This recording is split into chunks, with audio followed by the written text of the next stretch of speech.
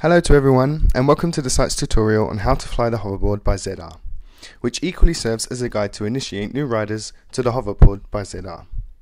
Before we start, be sure to have read the user manual which is delivered with the hoverboard, and be sure to choose a body of water free of obstacles and waves if possible. Begin by laying flat on the hoverboard and performing a series of left and right turns.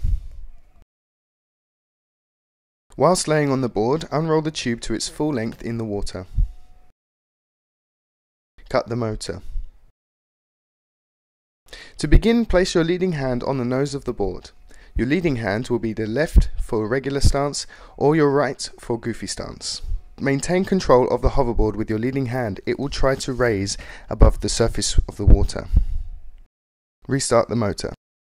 Place both your feet into the foot straps, rear foot first and leading foot second.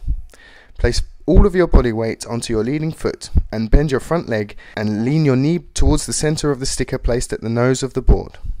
Looking directly ahead, maintain your balance and try to exit the water. You can release your leading hand once the board has exited the water. Try and keep your body and position relaxed.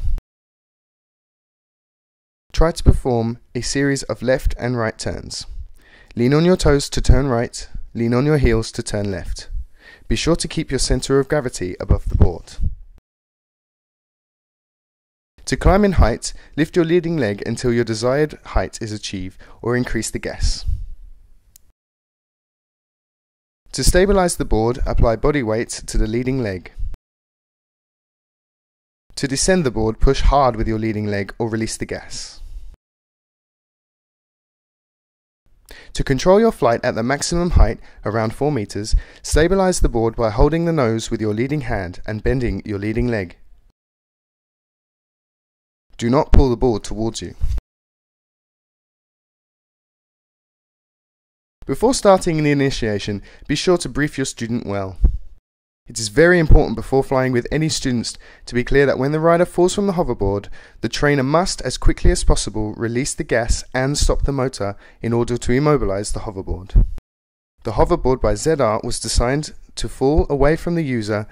To repeat, it is very important for the trainer to stop the motor so as to avoid the hoverboard from resurfacing at speed, as shown in this example. Before restarting, verify that the rider has both hands firmly on the nose of the board. Never climb above 3 meters on yours or your student's first initiation. To initiate a first-time rider, follow the steps covered before. To begin, lay flat on the hoverboard and perform a series of left and right turns.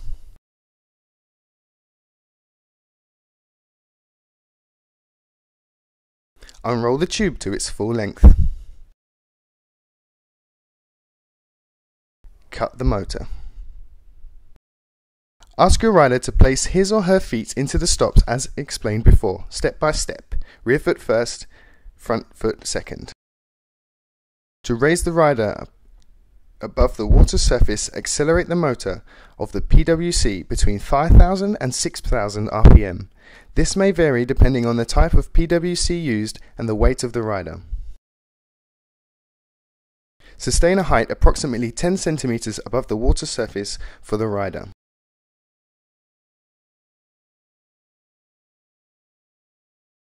Ask your student to perform a series of left and right turns.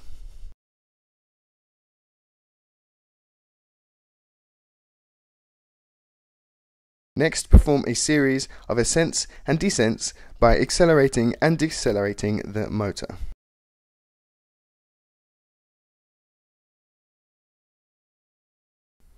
To reiterate, when a rider gains height rapidly on a hoverboard and loses control, it is essential that the trainer cuts the motor.